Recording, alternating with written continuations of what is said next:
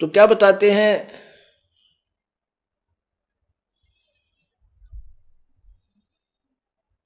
काशी गया प्रयाग महोदित जगन्नाथ को जावे हैं, लोहागर पुष्कर परसे हैं, द्वारका दाग दगावे हैं, यो भी बैदा है।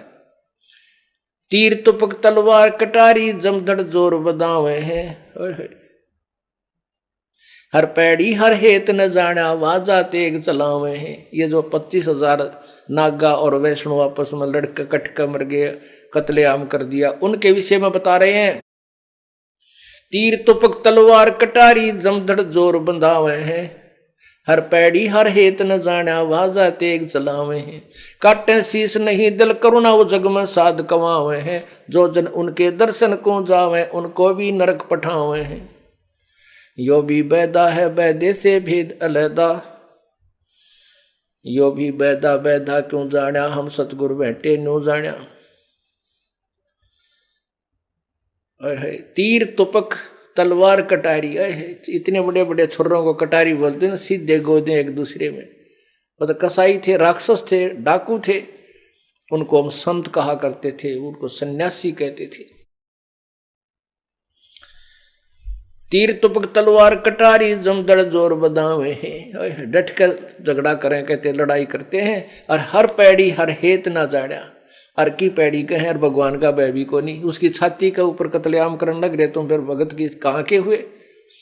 उनको हर की पैड़ी नाम भी क्यों रखा तुमने, जब वहां भगवान है ही नहीं, और भगवान के सामने तुम ऐसा जुल्म कर रहे हो, फिर तुम भगवान की चाह कहाँ तुम्हें।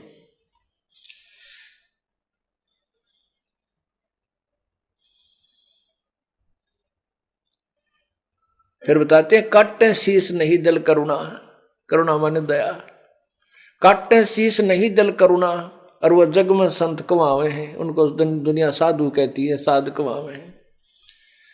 परमात्मा की प्यारी आत्मा गरीबदास जी कह रहे हैं, जो पुण्यात्मा उन ऐसे दुष्टों के दर्शन करने जा उनको भी नरक ले जाते हैं, यानी उनके पास ना मार्ग है, उनको संत मान करके उनके आश्रित हो जाते हैं।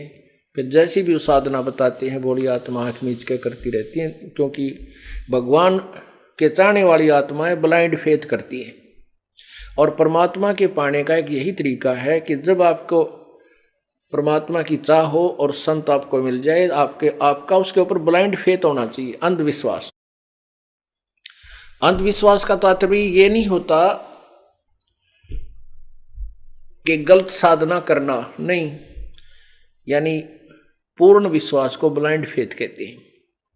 अब हर संत भगत का एक नियम होता है कि वो संत के साथ ज्यादा जो है वाद विवाद नहीं करता, उसकी आत्मा नहीं मानती कि गुरु जी रुष्ट ना हो जाए, तेरी भक्ति ना बिगड़ जाए। नियम तो ये सही है, लेकिन इस भावना का और इस नियम का उन नकली संतों ने दुरुपयोग कर दिया, नाजायज फायदा उठाया, और भोली आत्मा चुप करके जो गुरु जी बताएं वही मानना। ठीक कह रहे हैं भाई, ये वाद विवाद का विषय नहीं, भक्ति तो श्रद्धा से करनी होती है, विश्वास का विषय है।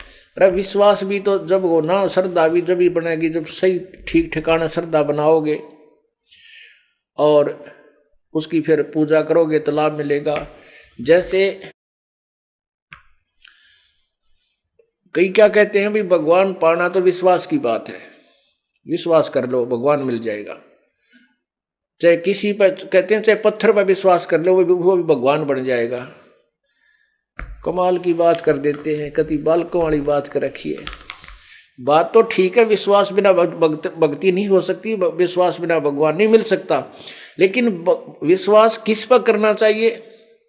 अब जोटे पर विश्वास कर ले क्या दूध देगा, और उन्हें खूब बाखर खुआवे, बिनोड़े गिरे, वो कुछ भी ना दे, वो तो कुआ दे ही और तोड़ देगा किसी दिन।